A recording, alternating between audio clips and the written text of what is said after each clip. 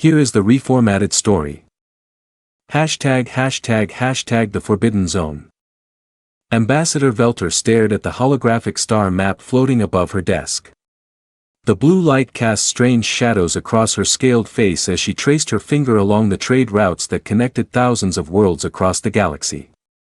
Every system was marked with detailed information about its inhabitants, resources, and diplomatic status. Every system except one. A sphere of space roughly 200 light-years across sat like a dark hole in the map. No trade routes crossed it. No diplomatic missions had ever returned from it. Even the most adventurous explorers gave it a wide berth. The only marking it carried was a simple, ominous label that appeared in every galactic database: Quarantine Zone, Species Classification Unknown. Entry Strictly Forbidden, ****. Velter had always wondered about this empty space. In her 50 years as a diplomat for the Consortium Scientific Division, she had traveled to the strangest corners of the galaxy. She had walked on worlds where the ground was made of living crystal.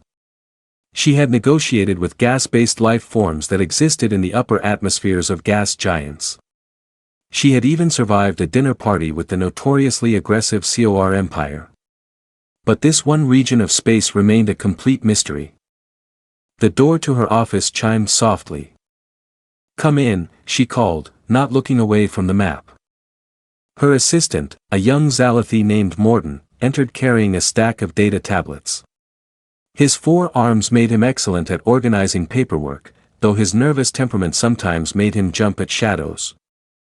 "Ambassador, the morning briefings are ready," he said, setting the tablets down carefully.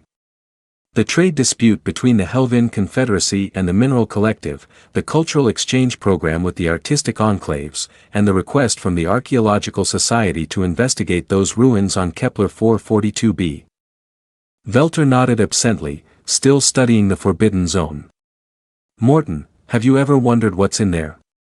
Her assistant followed her gaze to the map and immediately stepped back, all 4 of his hands clasping together nervously. "Ambassador, please don't tell me you're thinking about that place again." "I'm always thinking about it," she admitted. "We have contact with over 3,000 different species across the galaxy. We've mapped 97% of all star systems. We've solved diplomatic crises that seemed impossible and made peace between species that had been at war for millennia. But this one region of space, we know nothing." Morton's large eyes darted around the room as if he expected someone to be listening. "There are reasons for that, Ambassador. Good reasons. My grandfather told me stories about what happened to the ships that tried to enter that space." "Stories," Velter said dismissively. "I deal in facts, not stories." "These aren't just stories," Morton insisted, his voice dropping to a whisper. "My grandfather was on the navigation crew of the last official expedition, the one that happened 300 years ago." Velter finally turned away from the map, her full attention now on her assistant. In all the time he had worked for her, Morton had never mentioned this family connection. "Tell me." Morton glanced at the door, then activated the privacy screen around her office. The air shimmered slightly as the sound-dampening field engaged. His name was Sexathorn. He was the chief navigator on the exploration vessel Bright Wanderer. The Galactic Council had just been formed, and they wanted to make contact with every intelligent species in the galaxy.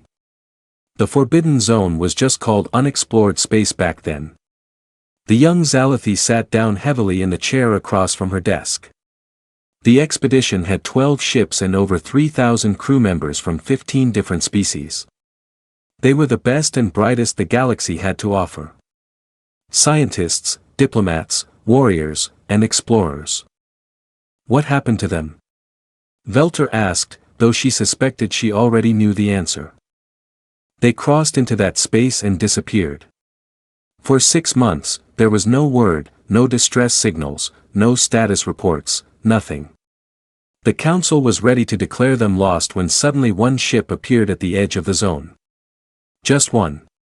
Morton's hands were shaking now. Only 5 crew members were alive, and 4 of them died within hours of being rescued. The only survivor was my grandfather, and he was changed. The doctor said his mind had been damaged by something they couldn't understand.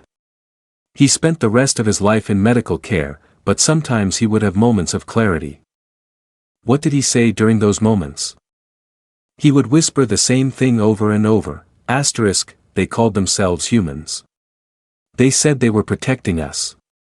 The stars were singing impossible songs. Asterisk, then he would scream and have to be sedated again. Velter felt a chill run down her spine. Humans. I've never heard of any species called humans.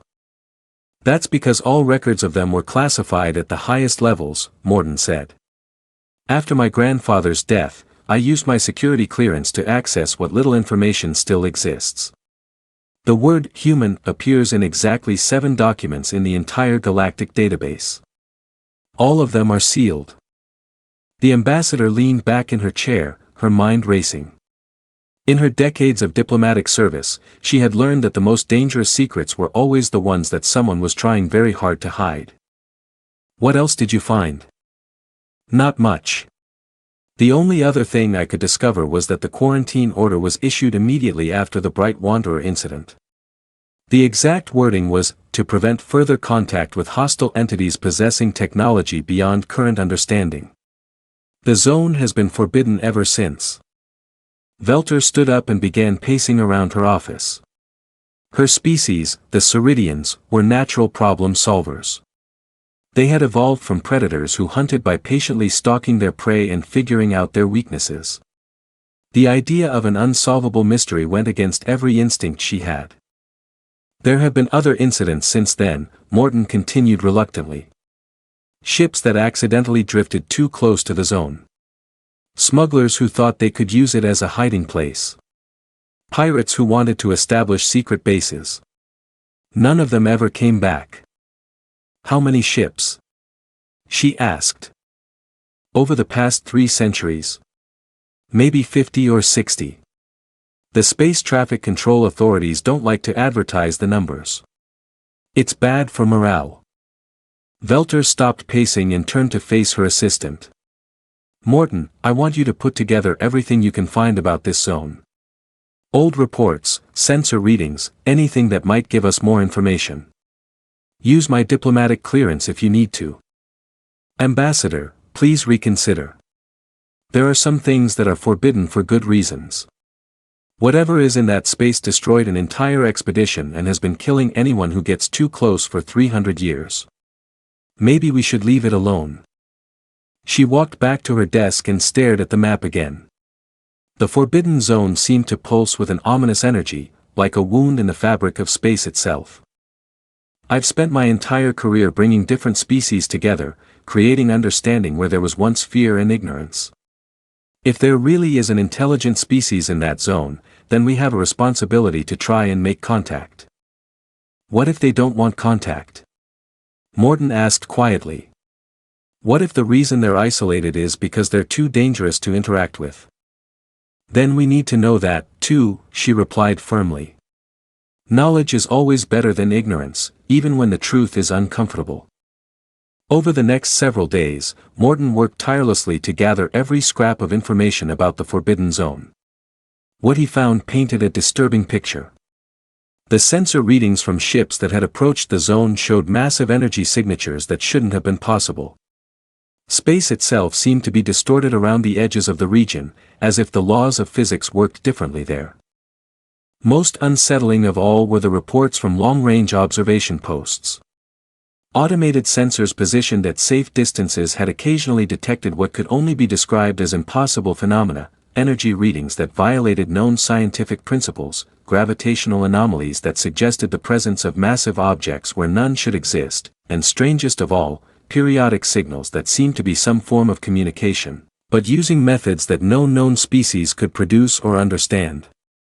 The signals follow mathematical patterns, Morton explained as he showed the data. But they're based on mathematical principles that our scientists say shouldn't exist. It's like someone is doing mathematics using numbers that don't make sense in our reality. Velter studied the reports with growing fascination and concern. Whatever was in that zone wasn't just dangerous because of superior weapons or technology. It was dangerous because it seemed to operate according to completely different rules than the rest of the galaxy. "There's one more thing," Morton said hesitantly. "I found a partial transcript from one of the sealed interviews with my grandfather." Before his mind completely broke, he said something that the investigators thought was important enough to record. "What did he say?"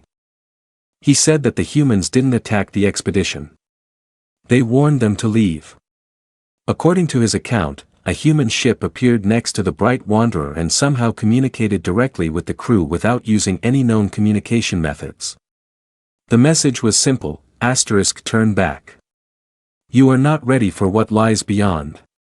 We are protecting you from ourselves, The ambassador felt another chill. A species that was protecting the galaxy from itself? What could possibly be so dangerous that an entire civilization would voluntarily isolate itself? "The humans gave the expedition time to leave," Morton continued. "But some of the ships tried to follow the human vessel when it departed. That's when things went wrong. My grandfather's logs indicate that the ships that tried to follow simply stopped existing. Not destroyed, not damaged. They just ceased to be there." Velter stood up abruptly. "I need to speak with the council. This information changes everything." "Ambassador, wait," Morton pleaded. "Even if the council agrees to listen, what can we do? The zone has been forbidden for 3 centuries. The protocols for dealing with it are written in stone." She turned to face him, her expression determined. "Protocols can be changed when new information comes to light. If there really is a species called humans living in isolation, then we need to understand why. Are they protecting themselves from us, or are they protecting us from them? Either way, we can't make informed decisions without more knowledge. And if the council refuses to authorize any action?" Velter looked back at the star map where the forbidden zone continued to pulse with its ominous energy. "Then I'll have to decide how far I'm willing to go in the name of scientific discovery and diplomatic progress." As she spoke those words, neither she nor Morton could have imagined that within a few short months, the entire galaxy would face a threat so terrible that even the forbidden zone would seem like a refuge. And when that time came, the knowledge that something called humans existed in that empty space would become either the galaxy's salvation or its final doom. The ancient secrets that had been locked away for 3 centuries were about to become the most important information in the galaxy. The question was whether anyone would be brave enough, or desperate enough, to act on it. Outside her office window, the stars continued their eternal dance across the void, unaware that forces beyond imagination were already moving in the darkness between worlds.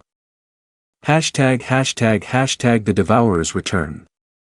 The emergency session of the Galactic Council convened at 0800 hours, but Velter could see from the expressions of the assembled delegates that most of them had not slept. The great chamber buzzed with nervous energy as representatives from hundreds of worlds whispered among themselves in dozens of different languages. High Chancellors 3 called for order with the traditional chiming of the Unity Bell.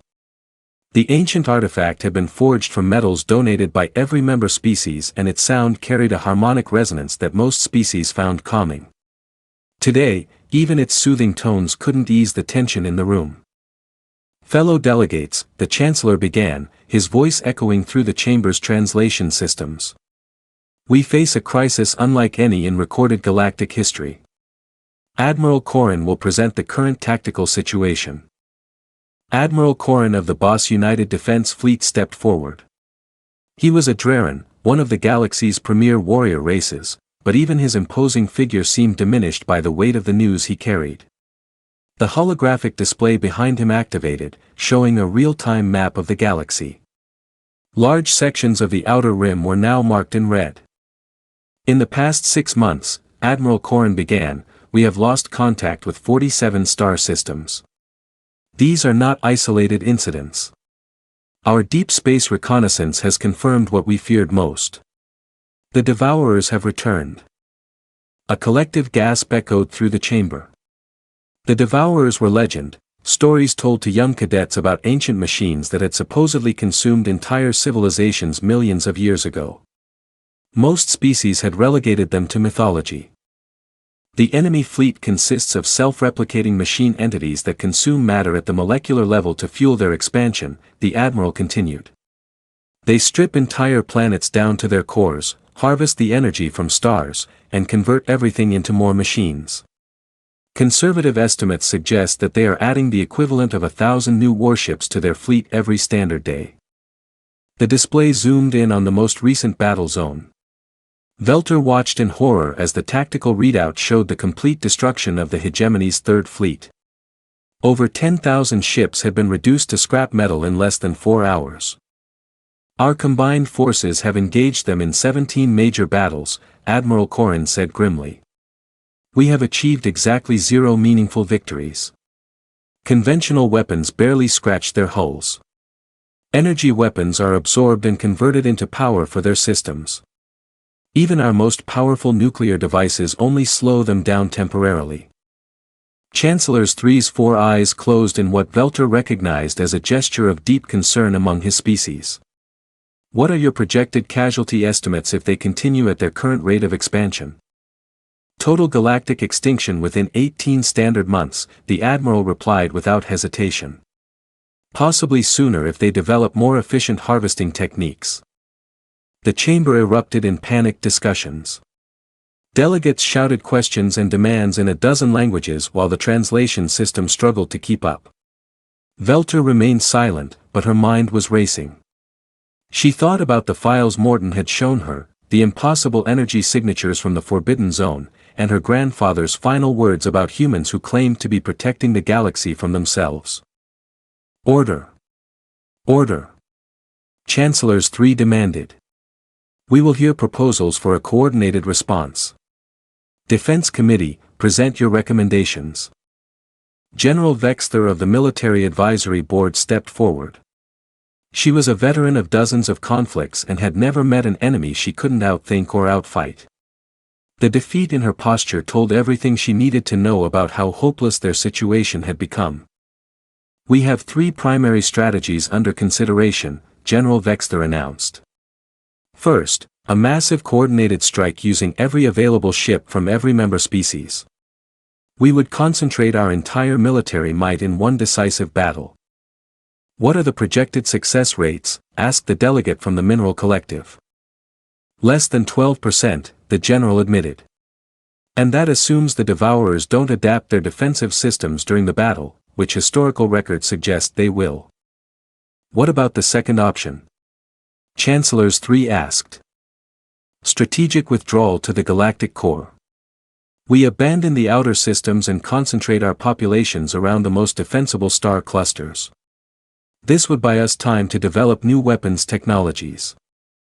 How much time? Velter asked, speaking for the first time. Conservative estimates suggest 6 to 8 months before they breach our final defensive perimeters. And the third option? General Vexter hesitated before answering. Total evacuation. We load as many people as possible onto colony ships and flee to other galaxies. We accept the loss of our home galaxy, but preserve our species for the future. The silence that followed was deafening. 3 options, and all of them were essentially different ways of accepting defeat. Velter stood up slowly, knowing that what she was about to say would either be dismissed as insanity or mark the beginning of something that would change the galaxy forever. There is a 4th option, she announced. All eyes turned to her. She could feel the weight of hundreds of different species, all focusing their attention on her words. For a moment, her courage faltered. Then she thought about the billions of lives that would be lost if they did nothing, and her resolve hardened. I propose that we make contact with the entities in the quarantine zone. The reaction was immediate and explosive. Delegates jumped to their feet, shouting objections in languages that the translation systems couldn't parse fast enough. Several species that were traditional enemies began arguing with each other about who was more qualified to condemn such a reckless proposal. Absolutely not, roared Ambassador Tecmo of the warrior caste. The quarantine zone is forbidden for good reasons. Whatever destroyed the Bright Wanderer expedition would certainly destroy us as well. The risks are unacceptable, agreed the representative from the Science Council. We have no data on what exists in that region. Making contact could provoke an attack that would open a second front in our war against the Devourers. Chancellor's 3 raised his hand for silence. When order was finally restored, he looked directly at Velter. Ambassador, explain your reasoning. Velter activated her personal holographic display and shared the data that Morton had compiled. Recent analysis of long-range sensor data suggests that whatever exists in the quarantine zone possesses technology far beyond anything we currently understand. Energy signatures that violate known physics, gravitational manipulation on a stellar scale, and mathematical communication methods that our best scientists cannot even comprehend. Even if that's true, interrupted Admiral Corrin, it doesn't mean they would be willing to help us. For all we know, they might side with the Devourers. The historical records suggest otherwise, Velter replied.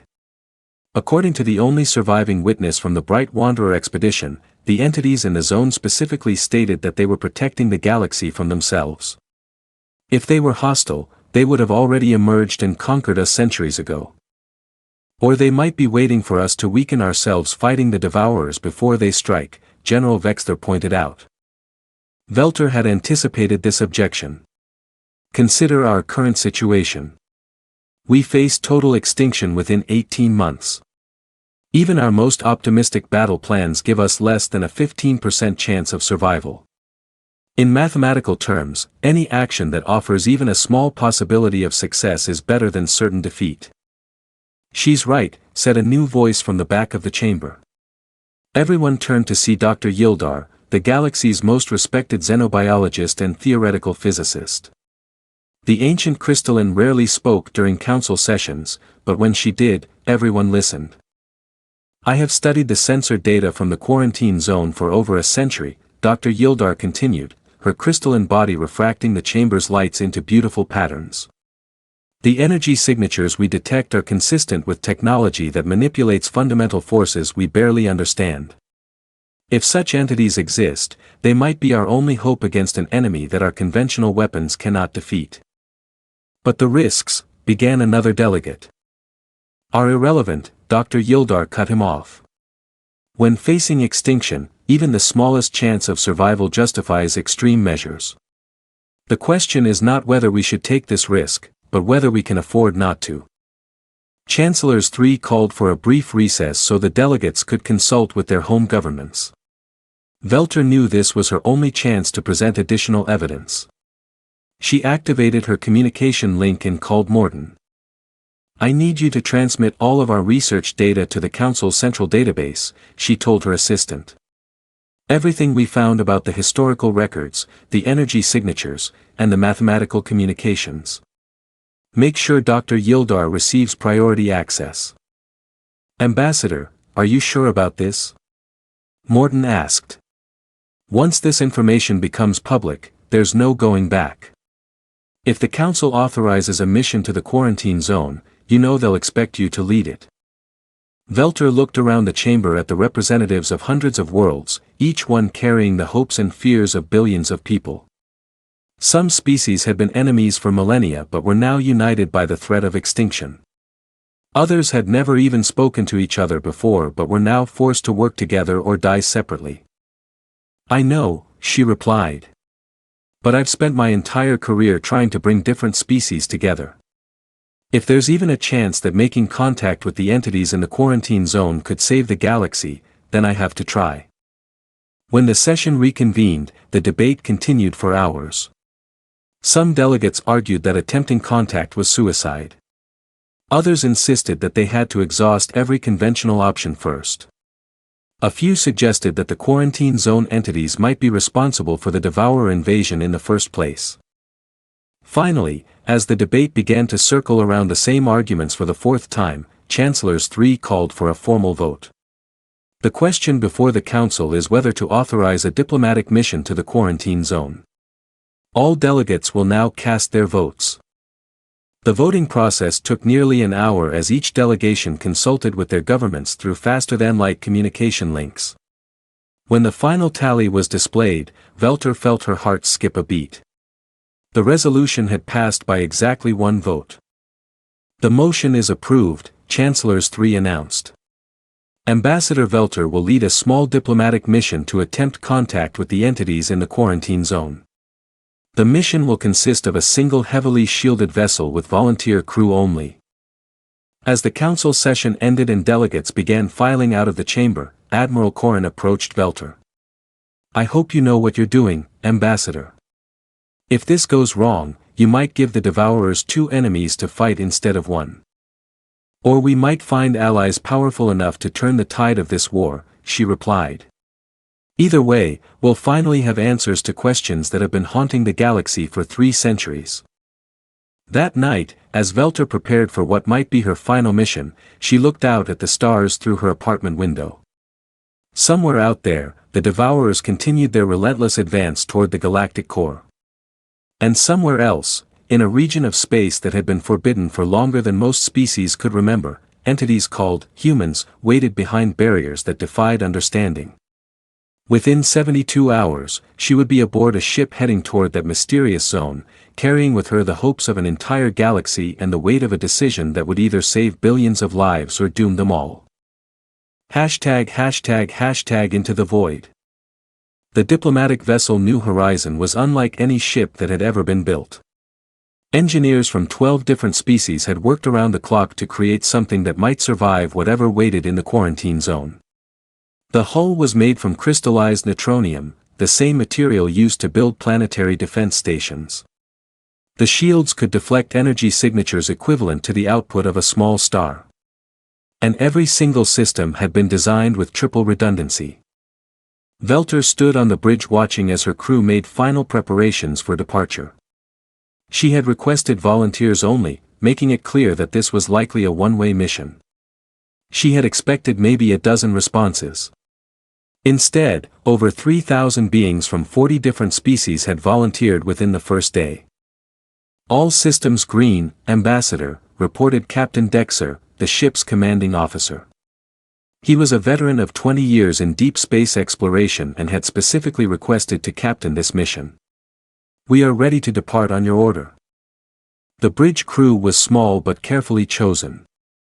Dr. Yildar had insisted on joining the mission, bringing with her the most advanced sensor equipment the galaxy could produce. The communications officer was a young telepathic named Mentera, who could potentially establish mental contact if conventional methods failed. The navigation officer was another Zealothi, chosen specifically because their species had the most experience with the quarantine zone's edge effects. "Take us out," Velter ordered. The New Horizon departed from the Galactic Council station and began its journey toward the quarantine zone. At maximum speed, the trip would take 14 days. During that time, they received regular updates on the war against the Devourers. The news was uniformly bad. 3 more star systems had fallen, including the industrial world of Kepler 186f, which had been home to over 2 billion people. "Ambassador," Dr. Yildar called from her sensor station on the 8th day of their journey. "You need to see this." Velter moved to the scientist's workstation and looked at the displays. What she saw made her step back in surprise. "That's impossible."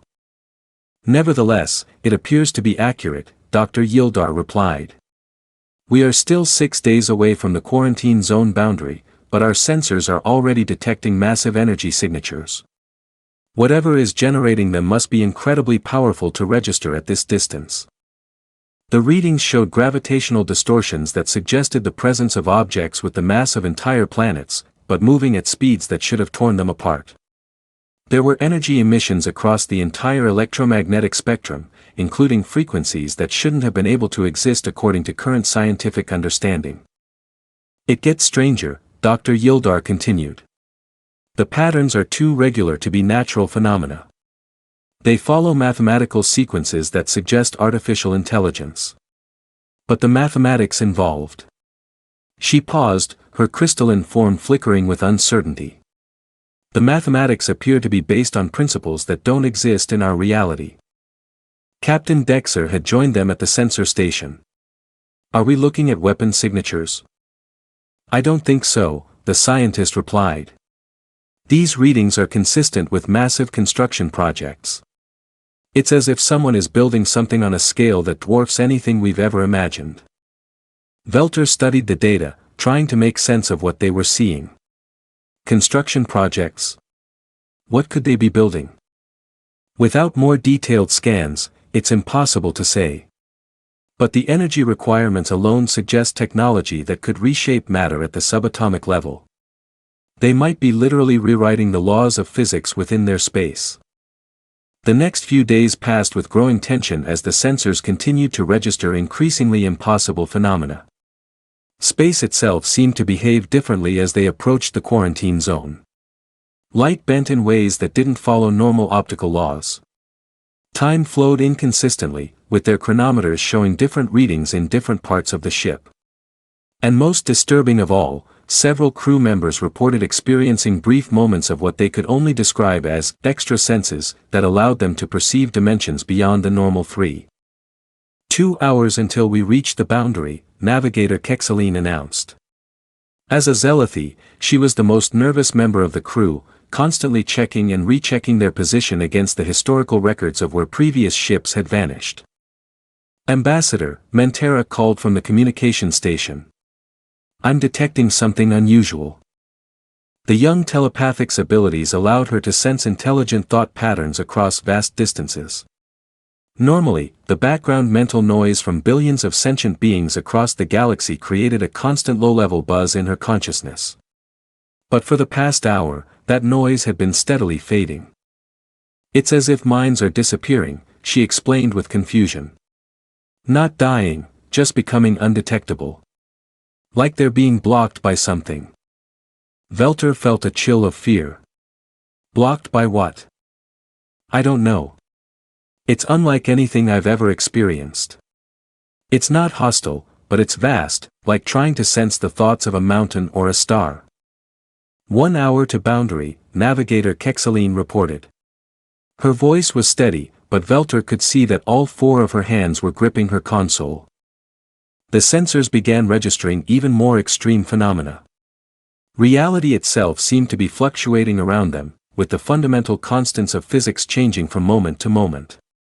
The ship's artificial gravity failed 3 times in 10 minutes, forcing the crew to activate magnetic boots.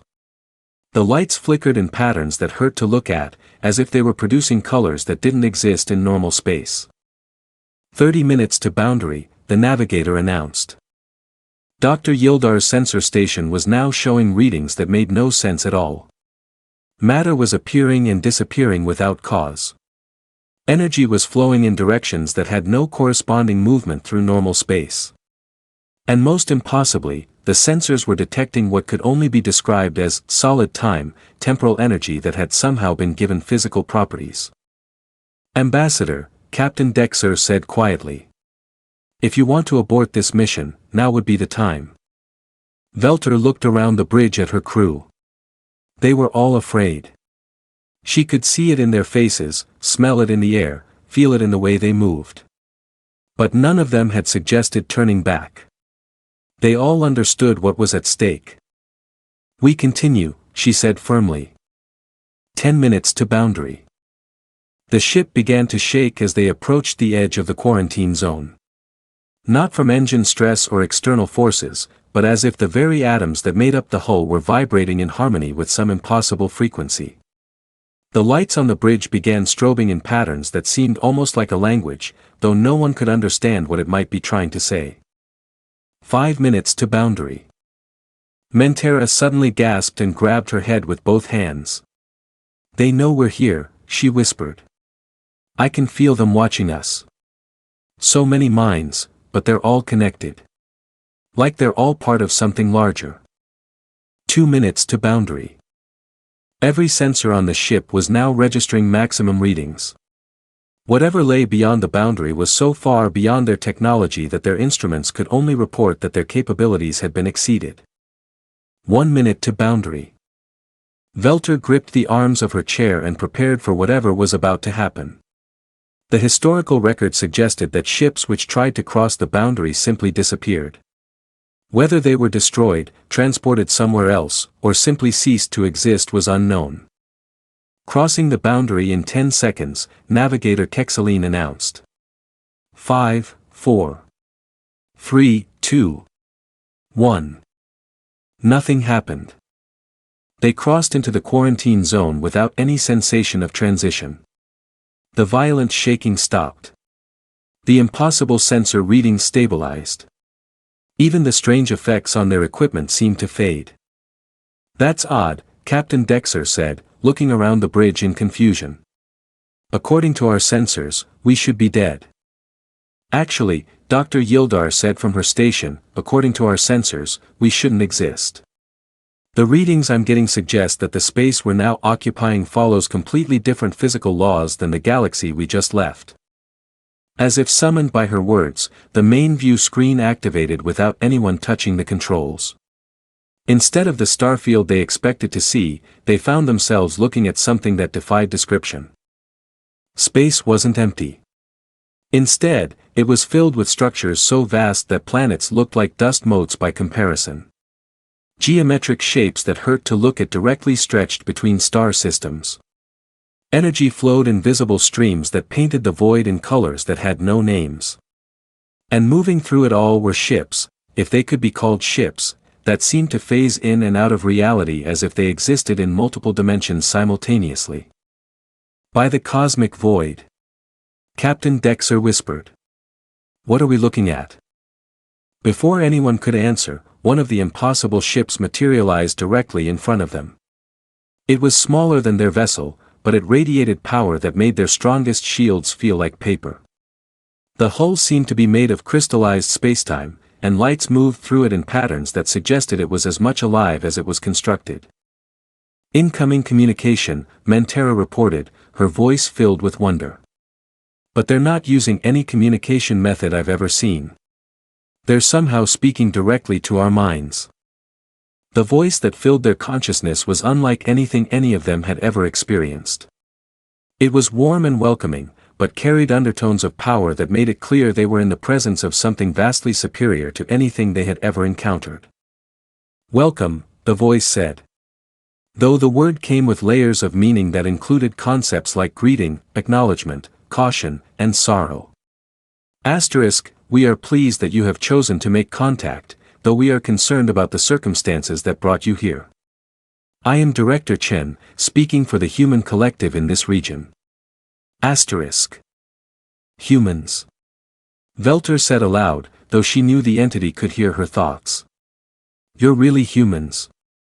"We are," came the reply, with emotional undertones that suggested both pride and regret. Asterisk, "And we know why you have come. The Devourers have returned to our galaxy, and your people face extinction. We have been watching their advance and waiting for this moment." Asterisk. "Will you help us?" Velter asked directly. The response came with a weight of sadness that made several crew members gasp. Asterisk, "We will help you because we must. But you should understand that our intervention will change your galaxy in ways that cannot be undone. Some things, once seen, cannot be unseen. Some knowledge, once gained, cannot be forgotten." Asterisk. "We're facing total extinction," Velter replied. "What could be worse than that?" The pause that followed lasted long enough for her to wonder if the connection had been broken. When the voice returned, it carried a tone of infinite regret. Asterisk, "You will understand soon enough. Prepare to be escorted to our primary facility. And Ambassador Velter, we are truly sorry for what is about to happen to your galaxy." Asterisk. #### the transformation. The journey to the human facility took 3 hours, but it felt like traveling through a dream. The escort ship guided them through space that followed rules Velter had never imagined possible. Stars moved in perfect geometric patterns around them. Planets hung in impossible formations that should have torn each other apart with gravitational forces, but instead created beautiful harmonic resonances that could be felt throughout the ship. "The scale of this is beyond comprehension," Dr. Yildar whispered as she studied her sensor readings. "They've reshaped entire star systems. These aren't naturally occurring phenomena. This is engineering on a galactic scale." Most disturbing of all were the structures they passed, buildings that stretched between planets like bridges across the void. Spheres of energy the size of small moons that pulsed with rhythms that seemed to respond to their presence. And everywhere, ships like their escort that phased in and out of reality as if existing in multiple dimensions was as natural as breathing. "Ambassador," Mentera called from her station. "I'm detecting something that shouldn't be possible. I can sense thoughts from the structures we're passing. They're alive, but they're also artificial. It's as if the humans have found a way to give consciousness to their buildings." Captain Dexter checked his navigational instruments and shook his head in confusion. "According to our readings, we've traveled over 200 light-years in the past 3 hours. That's impossible even with our best faster-than-light drives." "Not impossible," came Director Chen's voice in their minds. Asterisk, simply a different application of physical principles than your species currently understands. Space and time are more flexible than your science has discovered. Asterisk. As they approached their destination, Velter gasped. Ahead of them was a structure that defied every concept of architecture she had ever seen. It was roughly spherical, but its surface seemed to fold in on itself in ways that created more internal space than the external dimensions should have allowed. Energy flowed across its surface in patterns that were almost like writing, but in a language that seemed to change meaning even as she watched it.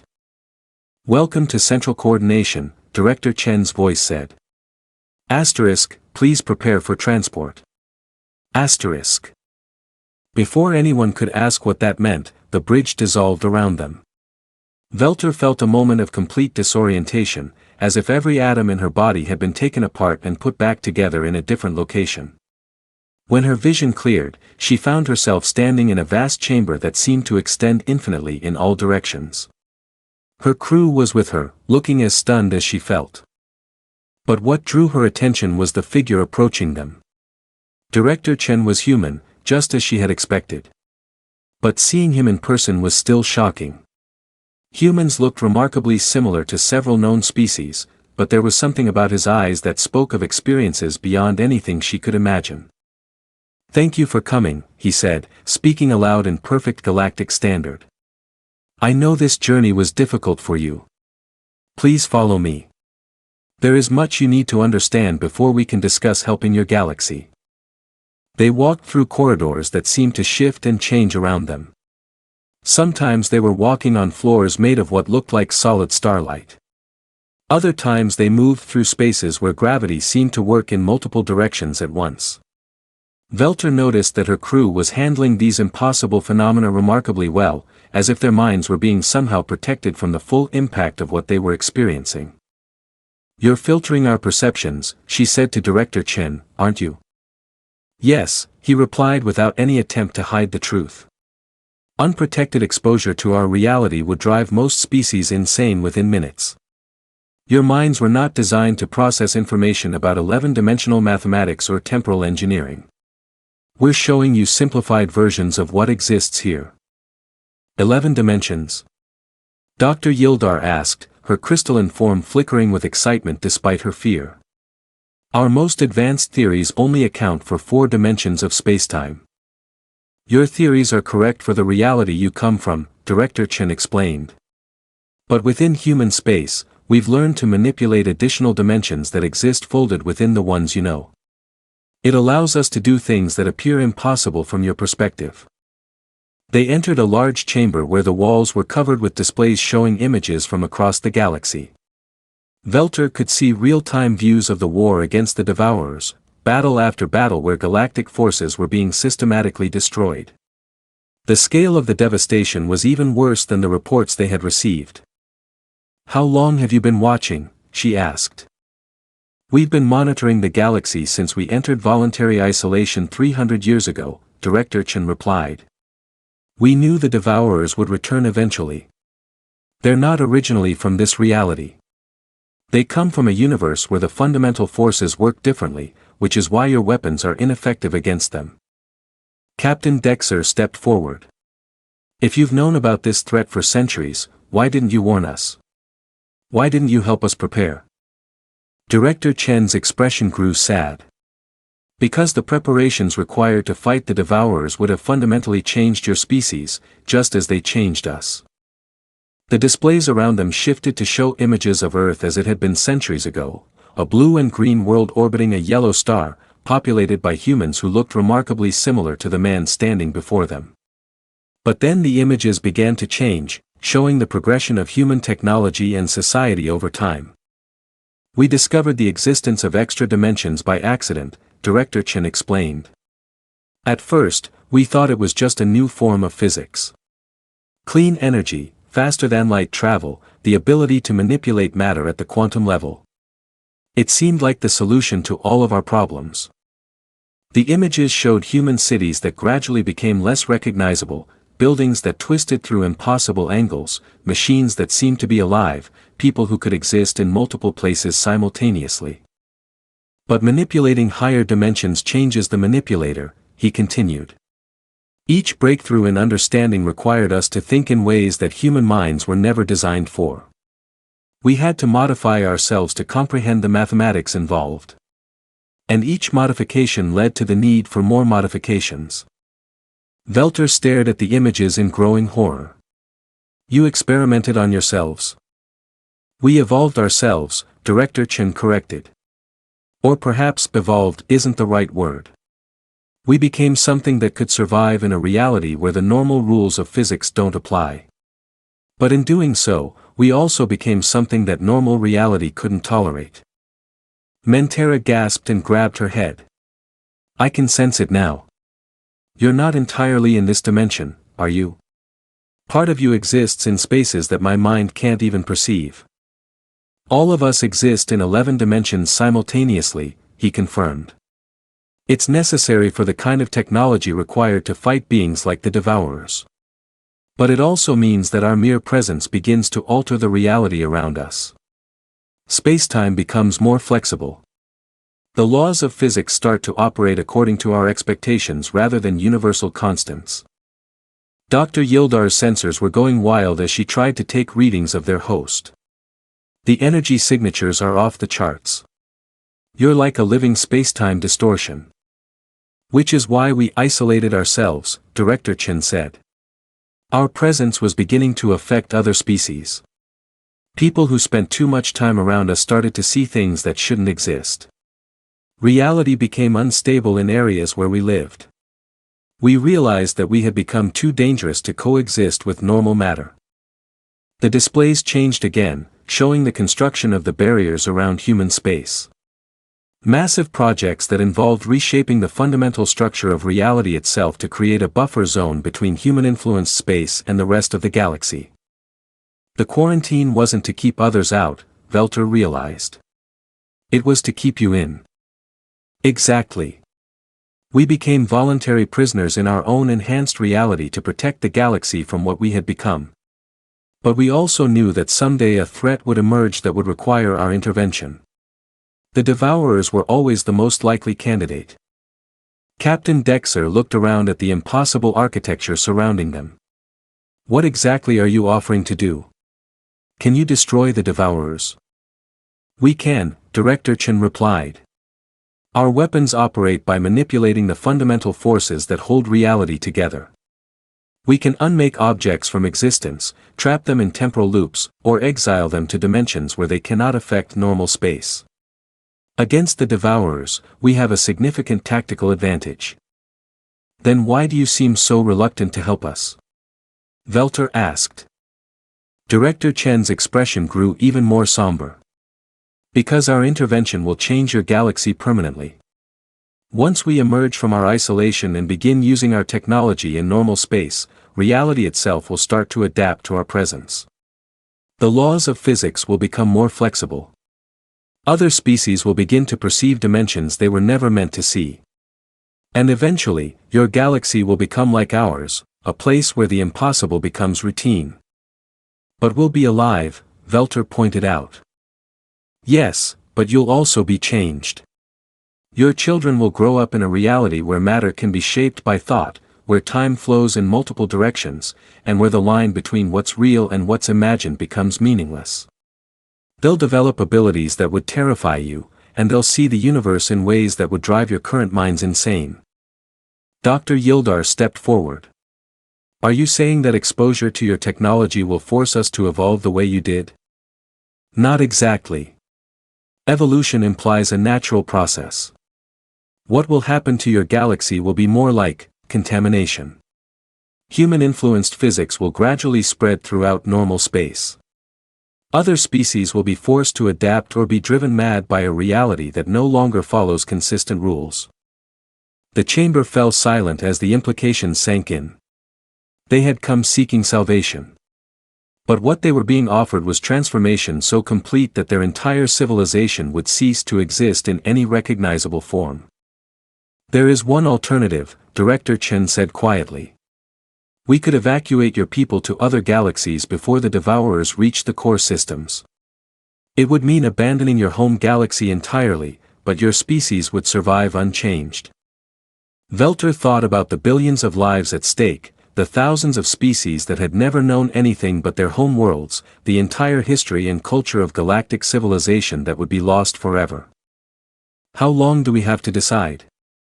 She asked. The Devourers will reach the galactic core in approximately 4 months. If we're going to act, we need to begin preparations immediately. Once we drop the barriers around human space, there will be no going back. Velter looked at her crew, seeing her own conflict reflected in their faces. They had come seeking heroes to save the galaxy. Instead, they had found gods who were offering to remake reality itself. ###the decision. The emergency session of the Galactic Council convened within hours of the New Horizons' return. Velter stood before the assembled delegates, knowing that the words she was about to speak would determine the fate of every living being in the galaxy.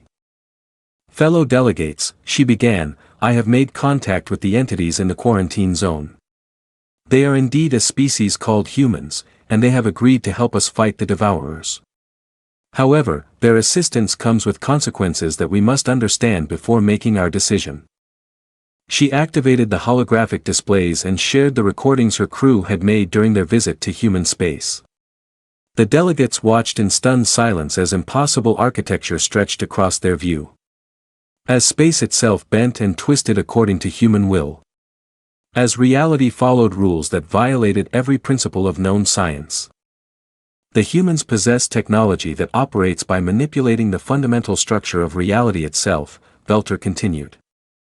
They can destroy the Devourers, but their intervention will permanently alter the physical laws that govern our galaxy. Chancellor 3's 4 eyes closed in concentration. Explain these alterations. Space and time will become malleable.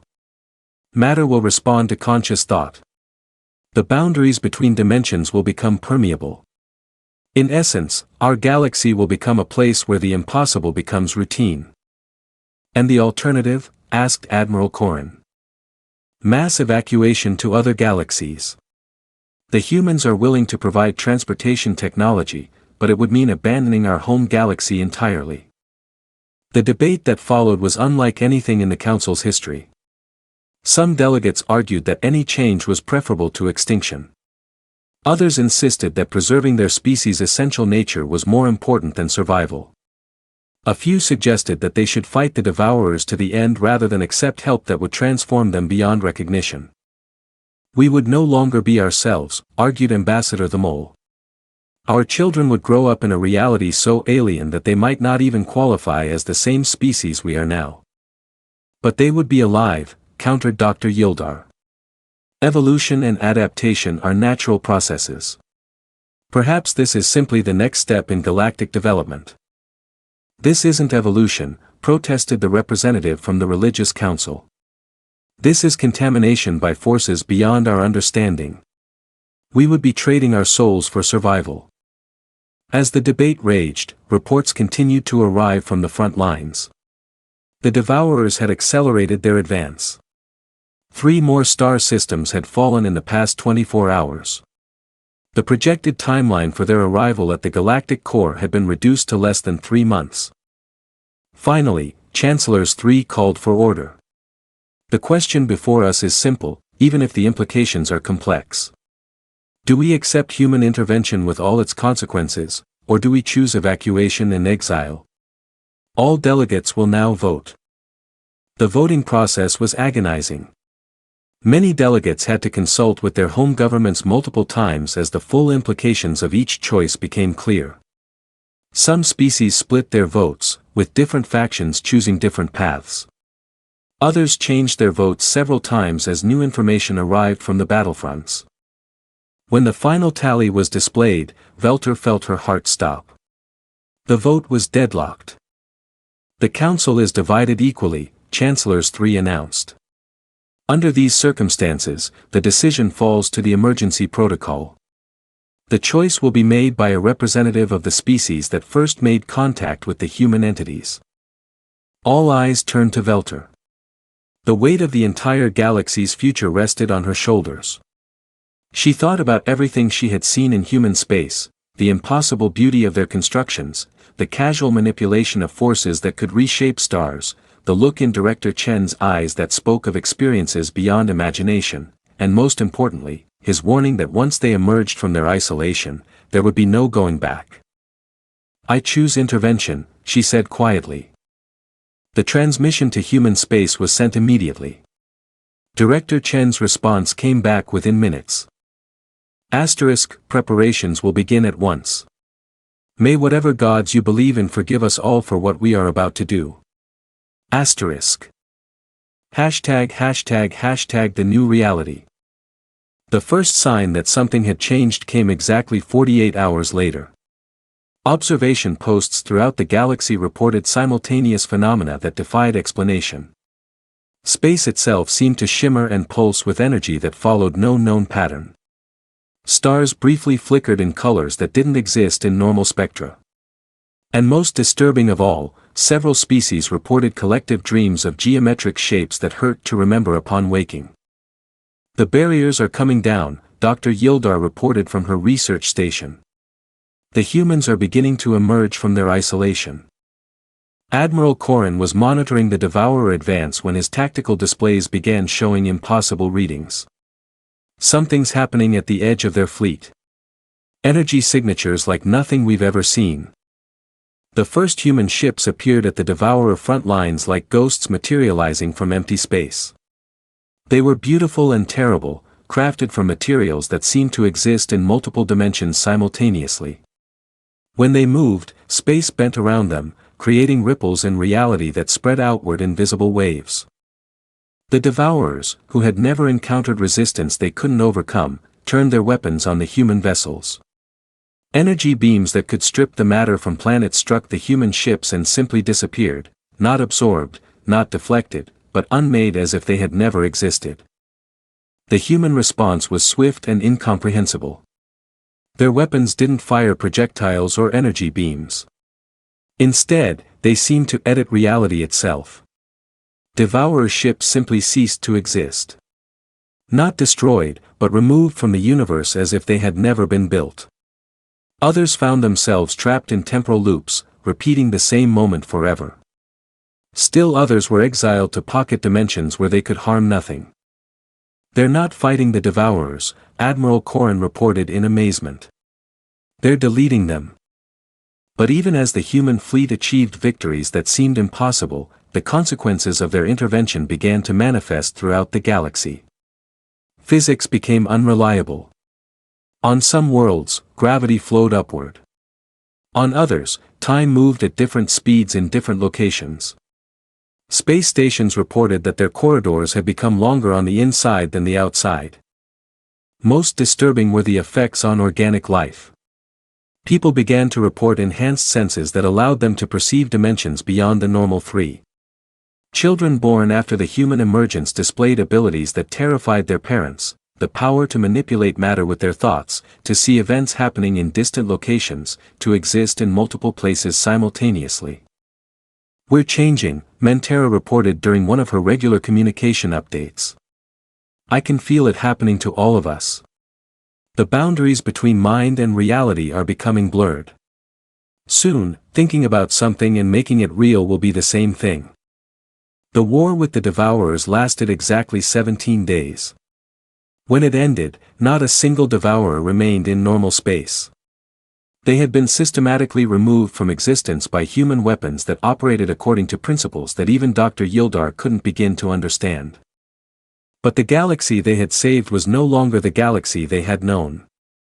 Director Chen's final message to the Galactic Council was broadcast to every inhabited world. Asterisk, the Devourers have been eliminated. Your galaxy is safe from their threat. However, as we warned, our intervention has fundamentally altered the reality you inhabit. What you call impossible is now simply another state of being. Your species will adapt, as all life adapts. But the children you raise will see a universe that bears little resemblance to the one you knew. Asterisk. He paused, and when he continued, his voice carried infinite sadness. Asterisk, we tried to warn you. We isolated ourselves for your protection, not ours. Now you understand why no species enters human space, and why perhaps they shouldn't have asked us to leave it. Asterisk. In the months that followed, new cities rose that defied architectural logic. Children played games that involved reshaping local gravity. Scientists discovered that their theories only worked in areas where enough people believed in them. Artists created works that existed in 11 dimensions simultaneously. Some species adapted quickly to the new reality. Others struggled with the constant uncertainty of a universe where the laws of physics could change based on collective belief. A few retreated to isolated worlds where they tried to maintain the old ways, though even these refugees couldn't completely escape the influence of human-altered space. Velter often found herself standing in her office looking at star charts that no longer made sense. The boundaries between systems shifted constantly now. Faster-than-light travel had become as simple as thinking about a destination. And the quarantine zone that had once been marked as forbidden had expanded to encompass the entire galaxy. Do you ever regret the choice you made?